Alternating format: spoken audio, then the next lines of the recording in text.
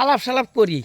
আলাপ সালাপ বলতে শুনেন, ভালো দুইটা কথা আল্লাহ কইছে, নবী কইছে, যেগুলো আমরা শুনছি হুজুরের মুখ থেকে, যে মা বাপের চেহারার দিকে যদি শুনোর যে সাওয়াঞ্জা চাইলে কবুলীয় হজের সব, যার মা বাপ আছে আমরা চেষ্টা করা মা বাপরে যত বেশি পারি মহব্বত করার জন্য।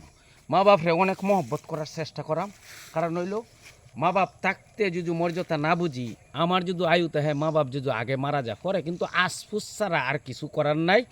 আর আমি যদি মা বাপরে ঠিক মতো না করতারি, আমার ছেলে মেয়ে যে আমারে করব এটা কিন্তু অতটা গ্যারেন্টি নাই। আবার আমি করলেই আমারে করবো এমন না, আমার আচার আচরণের সাথে সব কিছু ঠিক করব। তবে সবাই চেষ্টা করব মা বাপরে খেজমত করার জন্য।